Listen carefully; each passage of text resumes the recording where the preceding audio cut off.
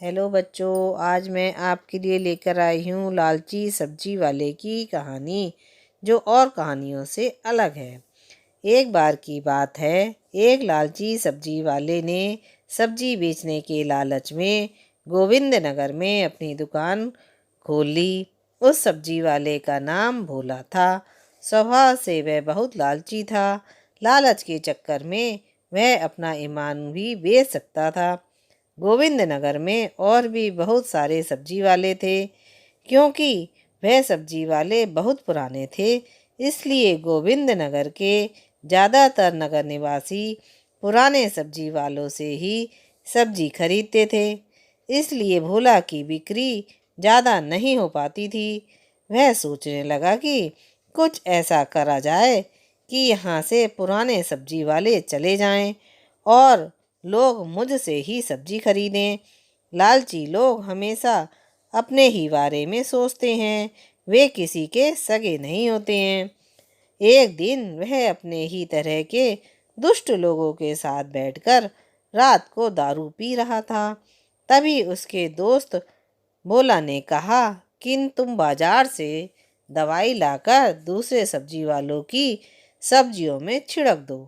जब लोग उसकी सब्जी खरीद कर खाएंगे तो सबकी तबीयत खराब हो जाएगी और उसके बाद सभी लोग तुम्हारे यहाँ से सब्जी खरीदेंगे। भोला को यह बात बहुत पसंद आई। उसने किराने की दुकान से कुछ दवाई खरीदकर सब्जी मंडी में रखे पानी की टंकी में घोल दी। सब्जी मंडी में रखी उस टंकी के पानी का इस्तेमाल सब्जी वाले सब्जी सींचने के लिए करते थे।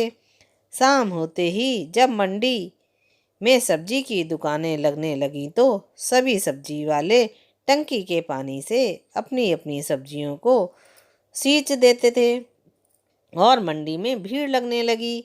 सभी सब्जी लेने आए।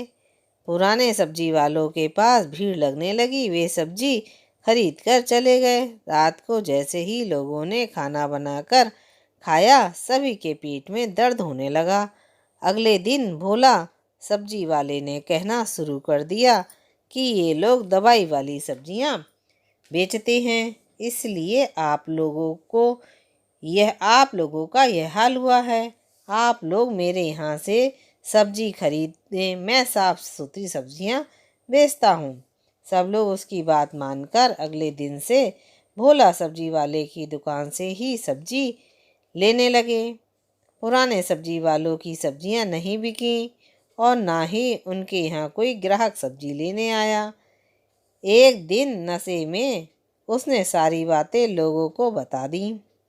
तब लोगों को बहुत गुस्सा आया और उन्होंने उसे बहुत मारा और वे फिर से अपनी सब्जी की दुकानें लगाने लगे और फिर से उनकी दुकानें चलने लगीं और पहले से ज़्यादा मुनाफा कमाने लगे। लालच में बच्चों, लालच में आकर कभी गलत काम नहीं करना चाहिए, क्योंकि इसका परिणाम गलत होता है। आपको मेरी कहानी अच्छी लगी तो सब्सक्राइब कीजिए, लाइक कीजिए, शेयर कीजिए। फिर मिलेंगे नई कहानी के साथ। बाय।